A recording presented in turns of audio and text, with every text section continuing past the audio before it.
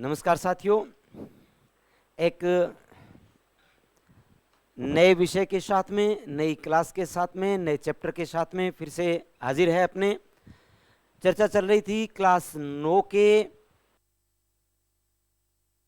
की, और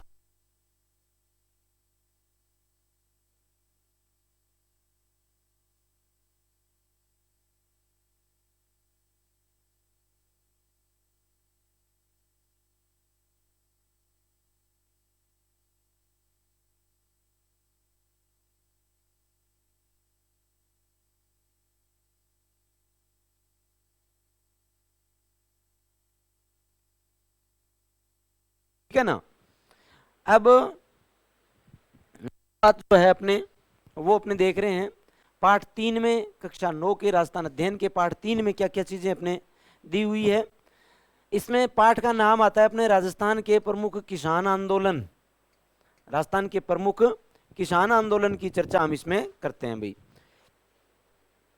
और राजस्थान के प्रमुख किसान आंदोलन की चर्चा जब हम करते हैं तो पहला किसान आंदोलन आता है बिजोलिया किसान आंदोलन, भीलवाड़ा जिले का, राजस्थान का सबसे लंबा चलने वाला किसान आंदोलन, राजस्थान का सबसे संगठित किसान आंदोलन और राजस्थान का अहिंसक किसान आंदोलन, जो 1897 से लेकर के 1941 तक एक बहुत लंबी अवधि के लिए चला था भाई।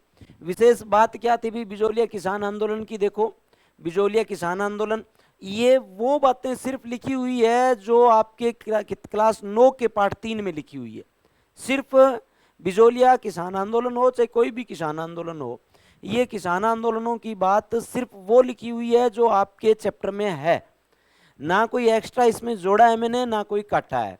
ठीक है, इंपॉर्टेंट चीजें जो भी है इसमें, एक लाइन 1% भी अगर कोई इंपॉर्टेंट बन रहा था या 100% कोई इंपॉर्टेंट था तो सारी चीजें मैंने इसमें ऐड की हुई है, वो किताब की सारी चीजें। ठीक है ना। 1897 से लेकर के 1941 तक आंदोलन चला था और वर्तमान में बिजोलिया जो है वो भीलवाड़ा जिले में है। एक विशेष बात, राजस्थान का बिजोलिया ठिकाना जो था वो बढ़िया ठिकानों में आया करता था, प्रथम श्रेणी का ठिकाना था। बिजोलिया है, बेंगू है, ये प्रथम श्रेणी के ठिकाने ही थे सारे के सारे भाई। ठीक है ना। यहाँ के अधिकांश लोगों का जीवन निर्वाह कृषि पर आधारित था, यानी बिजोलिया के लोग बाग जो थे वो कृषि पर आधारित जीवन जीते थे सारे के सारे। ठीक है ना। यहाँ पर आंदोलन होने का कारण क्या था? लोगों से सरकार के द्वारा अत्यधिक कर लगान वसूली करना था। लोगों पर जैसे जैसे कर बढ़ते गए जनता जो थी त्रस्त होती गई, और एक टाइम ऐसा आया कि जनता ने राजा का या ठिकानेदार का विरोध करना प्रारंभ कर दिया था। आगे देखो, बिजोलिया का मूल नाम जो था वो दिया हुआ है आपका विजयावल्ली।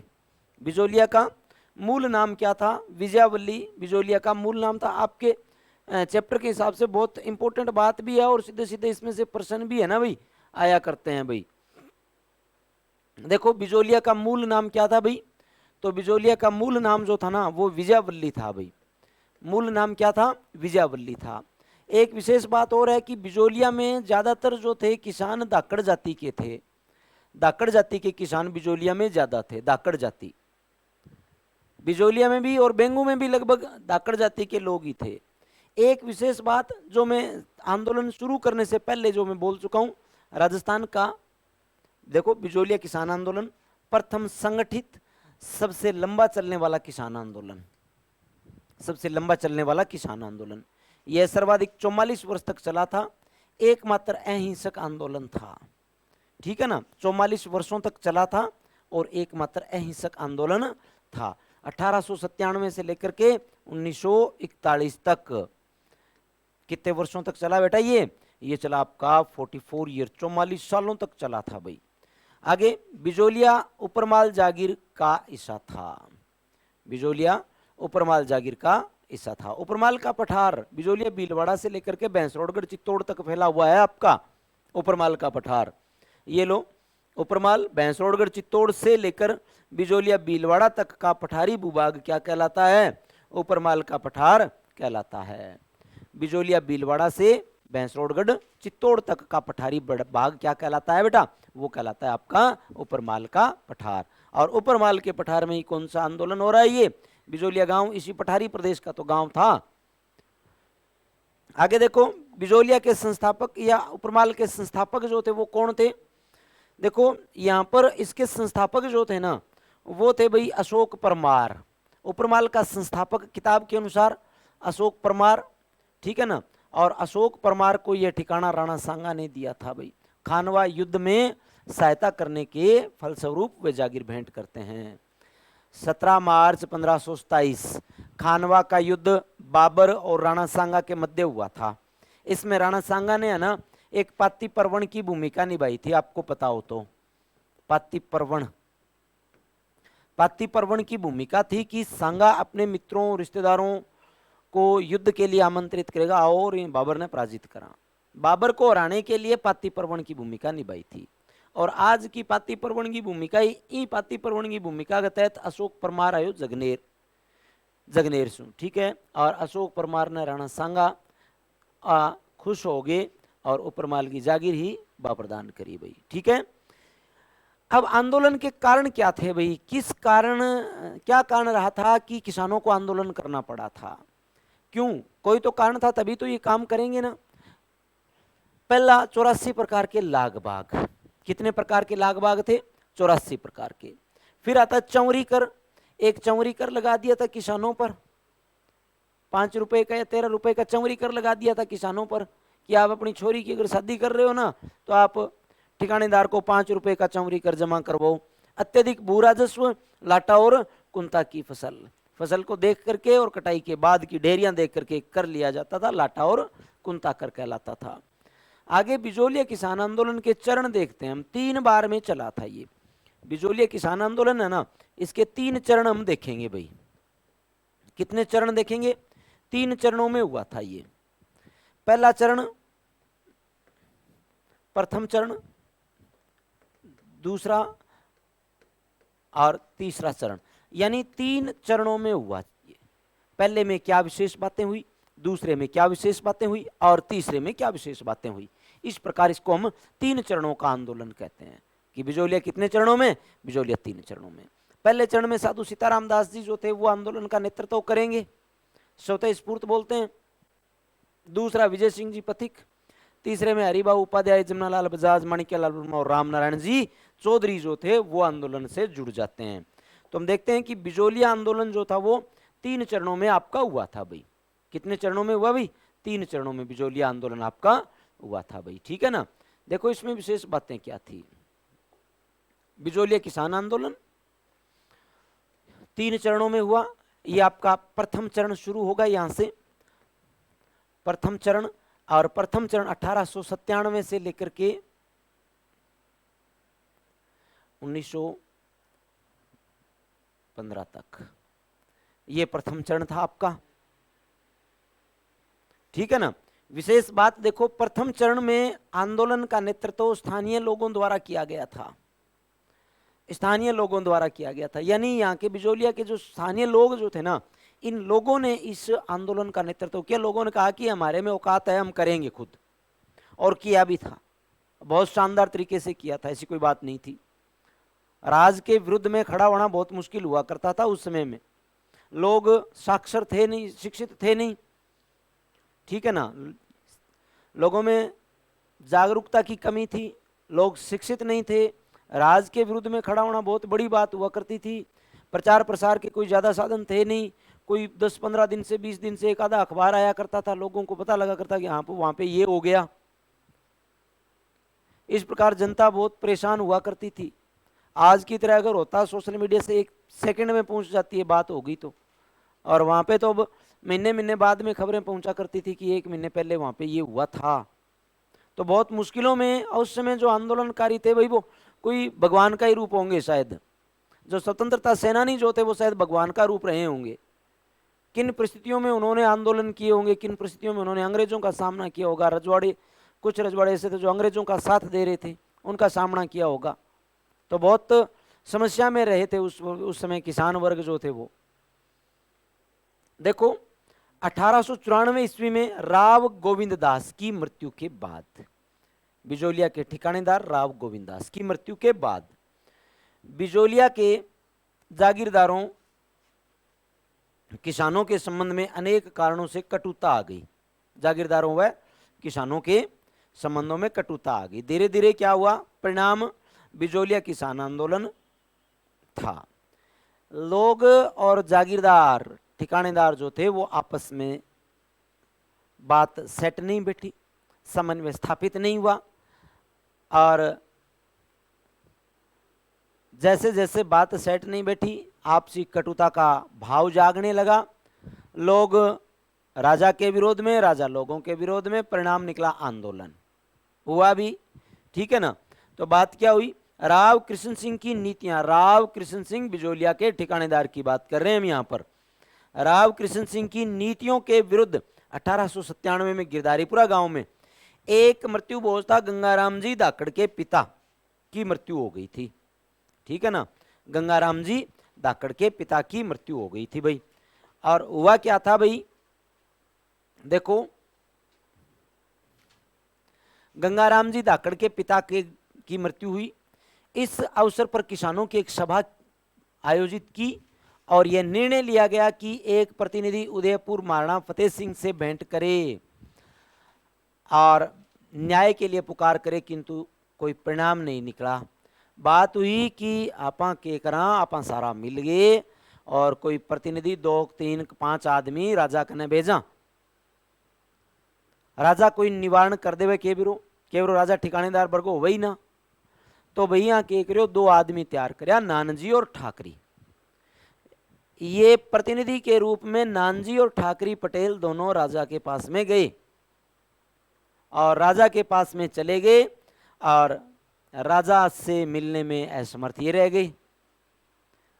राजा ने क्या किया, कृष्ण सिंह को कहा कि भाई कृष्ण सिंह जी थारा 2 छोरा आया है मेरे कने। कृष्ण सिंह तो तक ही हो। कृष्ण सिंह ने क्या किया, नानजी और ठाकरी पटेल को बिजोलिया से निष्कासित कर दिया कि ये दोबारा बिजोलिया में नहीं आ पाएंगे भाई।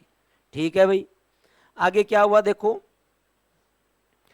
1903 में ये क्या करेगा कृष्ण सिंह, देखो 1903 में ये बात जो अभी कर ही रहे थे 2 मिनट पहले, 1903 में कृष्ण सिंह ने बिजोलिया के ठिकानेदारों पर 5 रुपए का ये एक चंवरी कर था, चंवरी कर लगा दिया। चंवरी कर का मतलब था कि जब भी कोई किसान अपनी छोरी की शादी करेगा तो वो राजा को यानी ठिकानेदार को 5 रुपए का कर देगा। ये करना पड़ता था उसको। अब कर देगा तो भाई बात तो गड़बड़ हो रही थी। चंवरी कर लड़की के विवाह के अवसर पर या तो 13 रुपए का या 5 रुपए का चंवरी कर दिया जाता था। ये जमा करवाना पड़ता था, शुल्क उनको जमा करवाओ भाई। हुआ क्या, 1906 में ये चंवरी कर का विरोध इन्होंने कर दिया था। साधु सीताराम दास के नेतृत्व में चंवरी कर का विरोध किया और चंवरी कर राजा ने मेवाड़ महाराणा ने समाप्त कर दिया था। ठीक है ना। आगे देखो 1906 में कृष्ण सिंह की मृत्यु के बाद पृथ्वी सिंह बिजोलिया के नए ठिकानेदार बने थे और इन्होंने ठिकानेदार बनते ही तलवार बंधाई एक शुल्क लगा दिया, एक नया शुल्क लगा दिया। उत्तराधिकारी जो नियुक्त हुआ है वो उत्तराधिकारी जो है वो कर जनता से इकट्ठा करेगा भाई और जनता से कर इकट्ठा करके आगे ये राजा को देगा। 1914 में पृथ्वी सिंह की भी मृत्यु हो गई और उसका पुत्र केसरी सिंह अल्पवयस्क था भाई। अल्पवयस्क केसरी सिंह शासक बना, इसलिए बिजोलिया का शासन मेवाड़ सरकार के नियंत्रण में चला गया। छोटा छोरा बना था, 2 साल का था। ठीक है ना। ये ठिकानेदार बने, कृष्ण सिंह जी बने और केसरी सिंह जी जब बने तो बिजोलिया का सारा सिस्टम मेवाड़ महाराणा ने अपने हाथों में ले लिया था भाई। अब बात करूंगा मैं दूसरे चरण की, और दूसरे चरण में क्या विशेष बात हुई थी जो इंपॉर्टेंट बहुत है भाई साहब। दूसरा चरण है ना, विजय सिंह जी पथिक घुस गए हैं दूसरे चरण में। ठीक है ना। विजय सिंह जी पथिक 1916 से 1922 का चरण है। दूसरे चरण का नेतृत्व किसने किया, विजय सिंह पथिक, जिनका वास्तविक नाम था भूप सिंह गुर्जर। भूप सिंह गुर्जर वास्तविक नाम था भाई। 1917 ईस्वी में अरियाली अमावस्या के दिन ऊपरमाल पंच बोर्ड का गठन हुआ था, ऊपरमाल पंच बोर्ड का, और मन्नालाल पटेल को इसका सरपंच बनाया था। ये किताब में लिखी हुई बातें हैं सारी। सरपंच यानी अध्यक्ष। 1916 में ठिकानों द्वारा किसानों पर युद्ध कर थोपा गया था जिसका पंचायत ने विरोध किया था भाई। बिजोलिया आंदोलन को राष्ट्रीय पहचान दिलाने के लिए गणेश शंकर जी विद्यार्थी प्रताप अखबार निकाला करते थे। एक कानपुर से वो अखबार निकलता था, जो मैं बात कर रहा हूं ना कि कई दिनों से अखबार समाचार पत्र आते, तब लोगों को पता लगा करता था कि वहां पे ये हो रहा है या ये चल रहा है। ये गणेश शंकर विद्यार्थी भी एक प्रकार के क्रांतिकारी संपादक थे।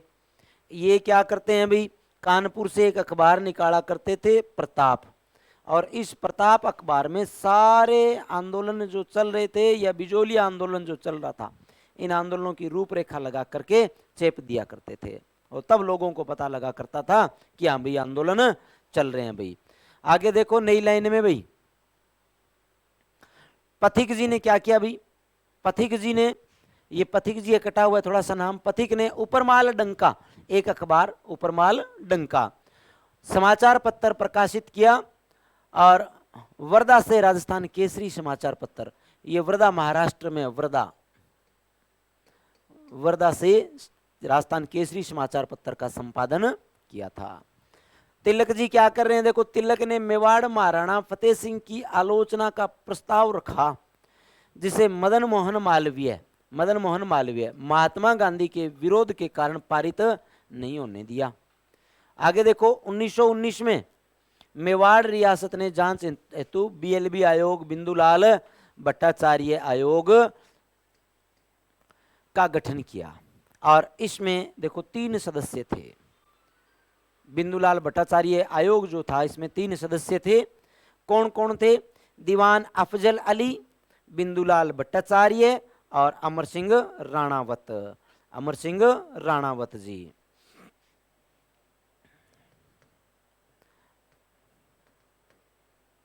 अमर सिंह राणावत, ये 3 सदस्य थे भाई साहब। इसमें इन्होंने क्या किया था भाई, आंदोलन जो था ना, दीवान अफजल अली, बिंदुलाल भट्टाचार्य और अमर सिंह राणावत, इन्होंने क्या किया था, इन्होंने बात कही थी कि भाई जो आंदोलन लोग कर रहे हैं वो सही है, आप जनता को परेशान मत करो भाई। इस आयोग की सिफारिश को मानने से इनकार कर दिया, ठीक है ना।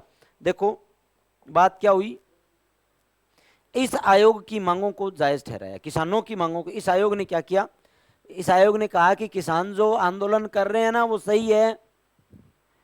आगे देखो 1922 में राजस्थान सरकार के एजीजी हुआ करते थे रॉबर्ट हॉलैंड राजस्थान सरकार के एजीजी थे। रॉबर्ट हॉलैंड क्या करते हैं भाई, ये रियासत के मध्य एक समझौता हुआ, और रॉबर्ट हॉलैंड ने क्या किया था, 35 कर माफ कर दिए, जो 84 कर थे उसमें से 35 कर इन्होंने माफ कर दिए। इस प्रकार 1922 में आंदोलन समाप्त हुआ, पूरा नहीं हुआ था, 35 कर माफ हुए हैं अभी तक। आगे आपका तीसरा चरण, थर्ड फेज, तीसरा चरण भाई 1923 से 1941, ठीक है ना। तीसरे चरण में क्या विशेष बात हुई थी, देखो जरा।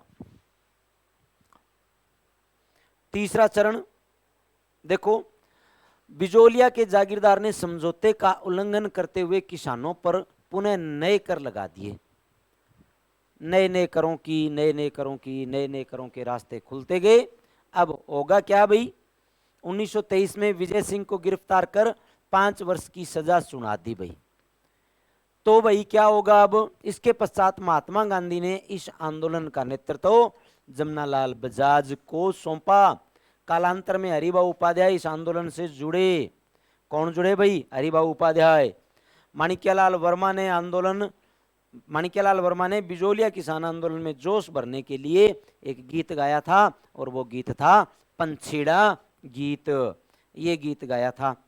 आगे क्या बात हुई भाई, बात 1941 की करूंगा मैं यहाँ पर, 1941 की बात हम करेंगे। और 1941 में किताब में लिखा हुआ है कि 1941 में मेवाड़ रियासत के प्रधानमंत्री विजय राघवाचारी एवं मोहन सिंह मेहता राजस्व मंत्री थे। मोहन सिंह मेहता की मध्यस्थता से किसानों व रियासत के मध्य समझौता हो गया, और किसानों की सारी मांगें मान ली गई, और आंदोलन क्या हो गया भाई, समाप्त हो गया था। तो बेटा ये अपना था बिजोलिया किसान आंदोलन। बहुत ही अच्छी चीज है, इसमें पाठ 3 है 9वीं क्लास का, और एक निचोड़ जो है वो मैंने इसमें लिखा हुआ है। और अगर आप लोग ये नोट्स जो मैं आपको दे रहा हूँ इनकी पीडीएफ लो ना, तो अपने यूट्यूब ये सॉरी टेलीग्राम चैनल जो है ना उससे आप लोग ले लेना, वहाँ पे ये प्रत्येक नोट्स जो है उसकी पीडीएफ में डाल दूंगा। आप पढ़ लिया करो इनको साथ साथ में, आपको बहुत ज़्यादा लंबा फायदा होने वाला है भाई। राम राम।